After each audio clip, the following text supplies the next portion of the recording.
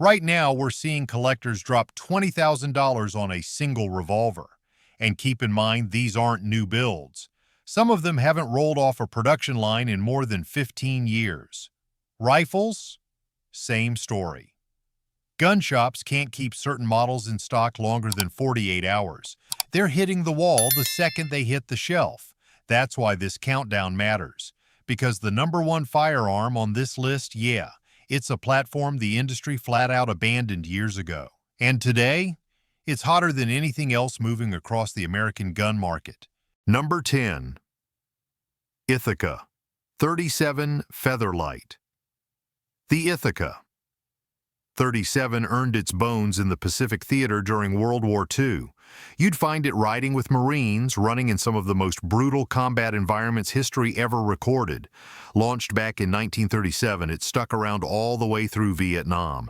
This pump action built its reputation on something nobody else was doing: bottom ejection. That design made it fully ambidextrous decades before the word tactical was even a buzzword. When the original Ithaca Gun Company collapsed in the 1980s, it looked like the 37 story was over. Later production runs tried to bring it back, but quality control was rough. For almost 2 decades, the only way to score a reliable one was digging through estate sales and gun shows. That changed in 2005. Ithaca Gun Company, LLC, resurrected the Featherlight with modern machining, but old-school craftsmanship. Instead of cast parts like you see on bargain bin pumps, these new receivers are carved straight from solid blocks of steel. That's why the durability is in a league of its own. The best part?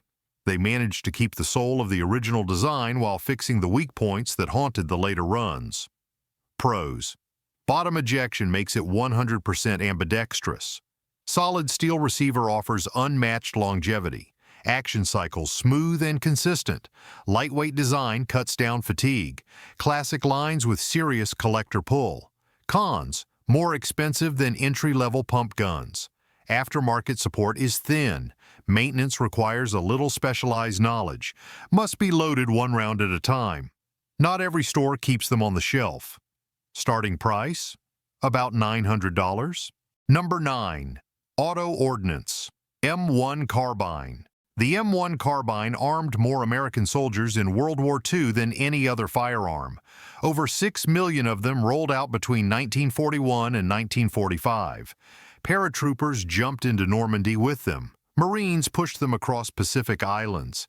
If you needed something lighter than an M1 Garand but stronger than a sidearm, the Carbine was the answer. After the war, millions hit the civilian market. For decades, they were everywhere.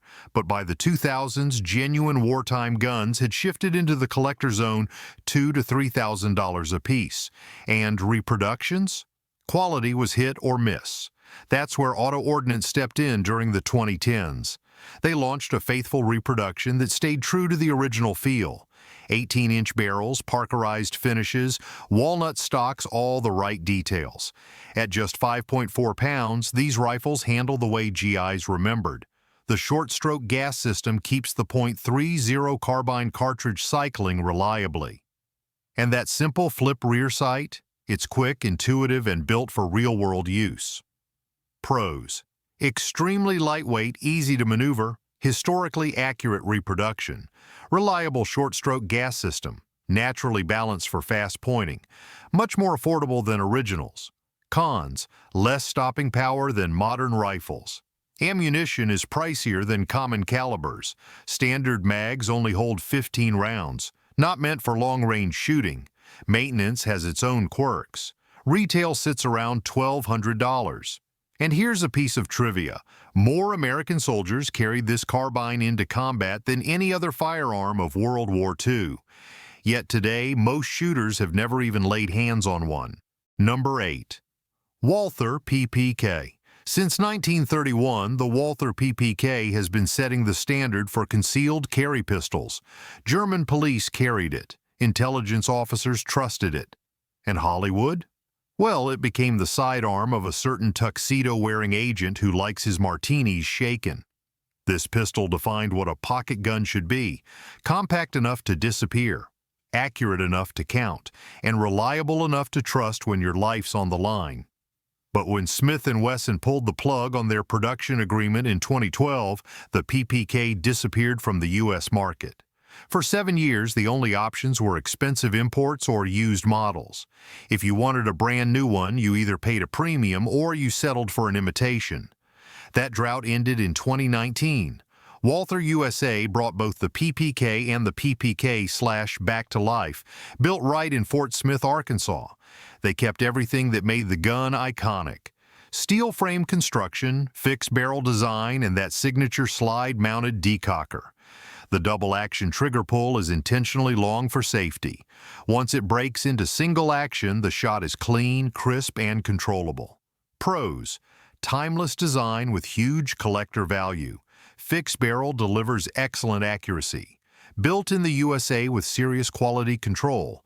Compact enough for concealed carry. Proven reliability for over 90 years. Cons: heavier than modern polymer pistols. 7-round magazine is small by today's standards.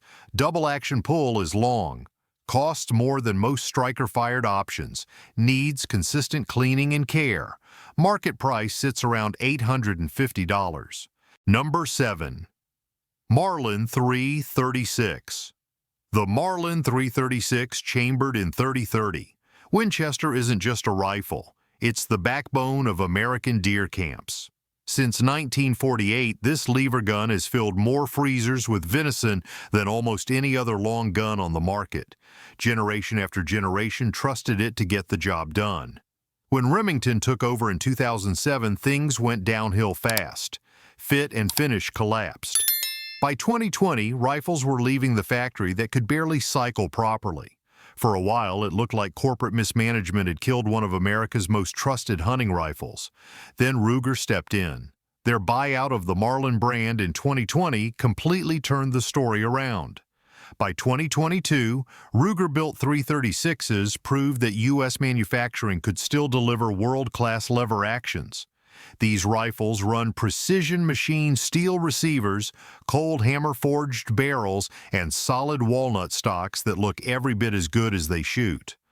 The side-loading gate feeds 6 rounds of .30-30 Winchester into the tube, while the classic buckhorn rear sight lines up clean with the brass bead front for fast shots in the brush. Pros: lever action means fast follow-up shots. Compact size makes it perfect in heavy cover. .30-30 remains a proven whitetail killer. Holds the legacy of an American classic. Ruger's QC put faith back in the platform. Cons: tube-fed magazine limits capacity. Cartridge tops out at medium-range performance. Heavier than some modern bolt guns. Iron sights can be tough for older eyes. Lever actions require a different rhythm than bolt rifles. Starting price lands around $700. Number 6. Smith & Wesson Model 19. The Smith & Wesson Model 19, better known as the Combat Magnum, carried America's law enforcement for decades. From the 1950s through the 1980s, this was the sidearm of choice for police departments across the country. Built on the K-frame, it gave officers true .357 Magnum power without forcing them into the bulk of the N-frame revolvers. When production ended in 1999, it felt like the end of an era. Agencies were moving to high-capacity semi-autos, and the Model 19 instantly became a collector's piece, especially the pinned and recessed revolvers from the 60s and 70s. But in 2019, Smith & Wesson revived the Combat Magnum. The new Model 19 is stronger, more accurate, and more refined. It uses a 2-piece barrel system for tight accuracy, upgraded metallurgy to eat full-house Magnum loads, and modernized internals for reliability. Available with either a 2.5-inch or a 4.25-inch barrel, the new Model 19 keeps its old-school lines while packing decades of engineering improvements. Pros: balance, power, and portability. Smooth, predictable double-action trigger, 6-shot revolver simplicity and trustworthiness. Can run both .357 Magnum and .38 Special. Updated metallurgy fixes timing issues older guns had. Cons: 6 rounds only. Heavier than today's polymer carry pistols. Demands more cleaning than modern semi-autos. Slower reloads compared to magazine-fed handguns. Priced higher than entry-level wheel guns. Expect to pay about $950. Number 5. Browning High Power. The Browning High Power was John Moses Browning's final design. He started the concept in the 1920s, and it went on to become one of the most widely issued military pistols in world history. British commandos carried it in World War II. Special Forces units relied on it well into the modern era. With 13 rounds in the magazine and a natural-feeling grip, the High Power completely redefined the combat pistol. When FN shut down production in 2018, it looked like the High Power story was finished. But in 2021, Springfield Armory surprised everyone with the SA-35. It's a faithful recreation with meaningful upgrades, no magazine disconnect, a cleaner trigger, and modern 3-dot sights, all while keeping the single-action DNA intact. Not long after, FN reintroduced their own High Power in 2022. They added ambidextrous controls, a 17-round magazine, and kept the heritage alive. Together, Springfield and FN proved a design from the 1920s still deserves respect in 21st century gun culture. Pros: one of the best single-action triggers ever built. Slim profile, excellent for concealment. High capacity for its era. Points naturally with instinctive balance. Historic weight and serious collector value. Cons: single action only isn't for everybody. Missing some of today's modern safety features. Smaller aftermarket compared to Glock or SIG. Manual safety requires disciplined training. Price is higher than most polymer pistols. Springfield's SA-35 starts around $700. And here's a fact: Browning's last pistol design armed more militaries than even the AK-47. Yet for 4 straight years, you couldn't buy one new. Number 4. Colt Python. The Colt Python was the dream revolver every shooter wanted, but only a few could afford. Launched in 1955, it set the bar for craftsmanship. Hand-fitted parts, a royal blue finish that looked like liquid steel, and a trigger so crisp it felt like breaking glass. From the 50s until 2005, the Python stood as the crown jewel of American wheel guns. Every single one was hand-tuned by Colt's master craftsmen. This wasn't just a revolver, it was functional art. When production shut down, values skyrocketed overnight. Clean examples jumped into the $3,000 to $5,000 range, and most ended up locked away as safe queens too valuable to risk shooting. Then in 2020, Colt brought the legend back. The modern Python is all stainless steel, CNC machined, and reinforced to run hotter loads. It still carries every bit of that classic Python DNA. The vent rib barrel, the full underlug, the glass smooth trigger, all the iconic features remain. Only now it's stronger, more consistent, and built with today's technology. Pros: famous for its smooth trigger pull. Stainless construction resists wear and corrosion. Vent rib design helps manage heat. Delivers target-grade accuracy out of the box. Holds legendary status in American revolver history. Cons: much more expensive than most revolvers. Demand often outpaces supply. Too heavy for any practical concealed carry. Shoots best with premium ammunition. Finish requires real care to maintain. Street price runs about $1,500. Number 3. Ruger 1022. The Ruger 1022 isn't just a rimfire rifle, it's the rifle that built American gun culture since 1964. If you grew up shooting, odds are this was the first trigger you ever pressed, and it probably still rides in your safe right now. This platform didn't just introduce millions of shooters to the sport, it launched a massive aftermarket bigger than some full gun companies. Stocks, barrels, optics, full-blown chassis conversions. The 1022 is the Lego set of the firearms world. Now Ruger never killed it off completely. But for years, the plain walnut carbine got pushed aside while the company pumped out tactical variants and special editions. In 2020, they did the right thing. They brought back the classic American configuration. 18.5-inch barrel, straight walnut stock, and the 10-round rotary mag that's been cycling flawlessly for 60 years. This rifle stands in two worlds at the same time. It carries the look of a traditional hunting rifle, but it remains the most customizable rimfire platform on Earth. Pros: perfect entry rifle for new shooters, endless aftermarket upgrades. 10-round rotary mag is bomb-proof, light and easy for youth or smaller shooters. Rimfire accuracy that still surprises people. Cons: factory trigger feels heavy, most shooters replace it. Iron sights are dated. Wood finish takes extra care in the field. Limited to small game and plinking, don't expect power. Mods can cost more than the rifle itself. Street price starts at $300. Number 2. Henry lever action with side gate. Henry Repeating Arms built their name on buttery smooth lever actions. But for years, one thing held them back: no side gate. Plenty of shooters walked right past Henry in favor of Marlin or Winchester. That all changed in 2019. Henry dropped their first side gate rifles, and overnight the company went from overlooked to center stage. Models like the Big Boy Steel and the Long Ranger give shooters both options. Feed through the side gate just like a traditional lever gun, or top off through the front of the tube. Every Henry comes with a precision-machined steel receiver, American walnut furniture, and an action that feels like glass the first time you cycle it. They chamber them in everything from .357 Magnum all the way up to .45-70 government. Hunting, defense, range work. These rifles cover it all.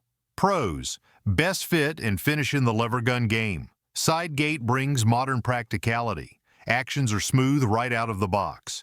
Huge caliber selection for any role. 100% American made. Cons: higher sticker price than entry-level lever guns. Very little aftermarket support. A bit heavier than Marlin or Winchester competitors. Iron sights leave you hanging past medium distance. Old-school takedown makes cleaning slow. Base price is about $800.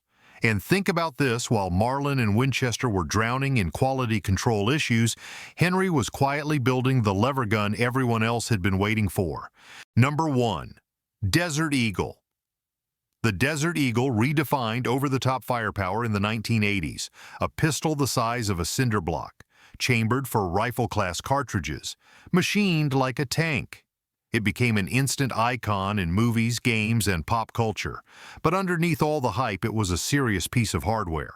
When production moved overseas in the 2000s, quality started slipping.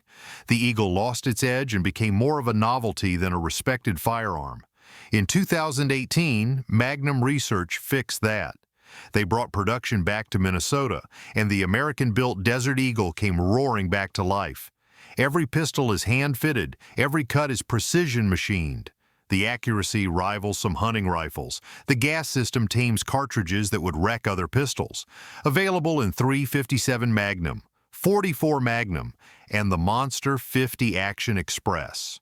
It's still the most powerful production handgun on the planet. Pros: still the king of Magnum power in a handgun. Gas system makes big cartridges manageable, surprisingly accurate for a gun this size, built in the USA with top-tier QC.